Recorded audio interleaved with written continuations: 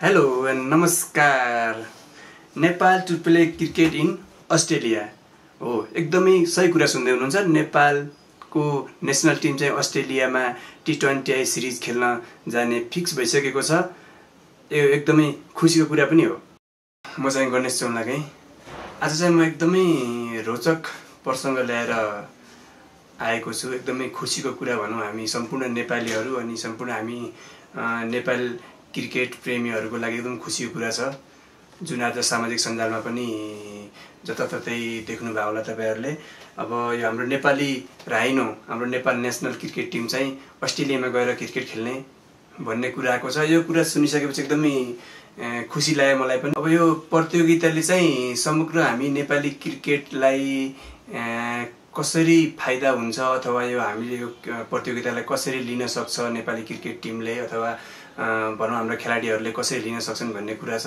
अब यो अस्ट्रेलियामा हुने यो T20I फर्मेटमा हुने यो प्रतियोगिता चाहिँ प्रत्येक वर्ष खेलिने एउटा प्रतियोगिता रहेछ, जसमा चाहिँ तपाईँको अस्ट्रेलियाका लोकल टिमहरू सँगसँगै अन्तर्राष्ट्रिय ए टिमहरूको सहभागिता भएर 9वटा टिममा यो हाम्रो खेलाइने प्रतियोगिता हो, जसमा चाहिँ यति बेला हाम्रो अब नेपालको नेसनल टिम पनि सहभागी हुने भन्ने कुरा कन्फर्म भइसकेको छ।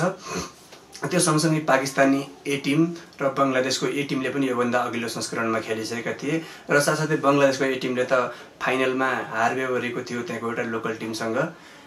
अब आउँदो हाम्रो अब नजिकै आइरहेको हाम्रो T20 विश्वकप छनौट प्रतियोगिताको लागि पनि यो खेल एकदमै महत्त्वपूर्ण हुनेछ।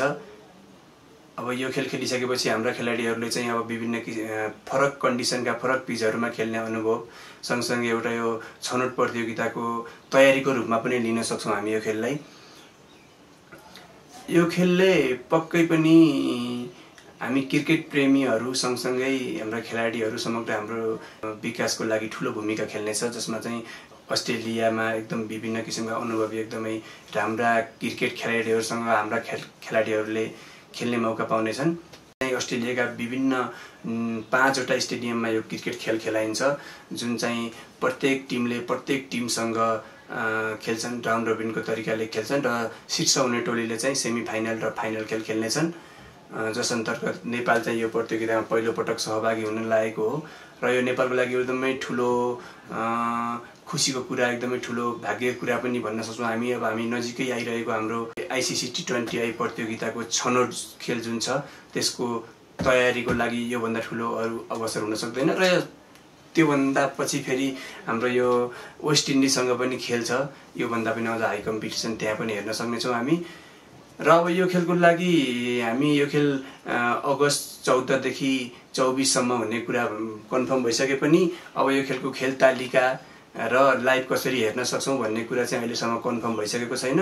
हामी त्यो कन्फर्म भएपछि फेरि एउटा अर्को भिडियो बनाउनेछौँ र सम्पूर्ण हामी क्रिकेट प्रेमीहरूमा एउटा यो भिडियो हामी साझा गर्नेछौँ।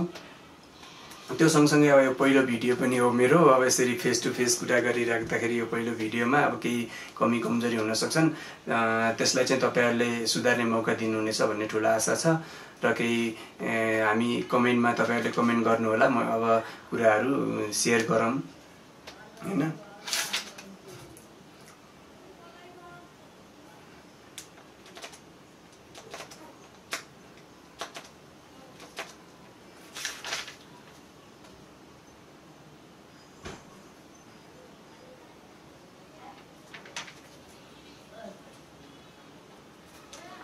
जुन यो हामी प्रतियोगिताको कुरा गऱ्यौँ, हामीले अस्ट्रेलियामा हुने यो टप एन्ड T20I क्रिकेट प्रतियोगिताको कुरा गऱ्यौँ। योभन्दा अघिल्लो संस्करण 2024 को संस्करणमा चाहिँ बङ्गलादेश एले चाहिँ त्यहीँको एउटा लोकल टिमसँग चाहिँ हार बेहोरेको थियो।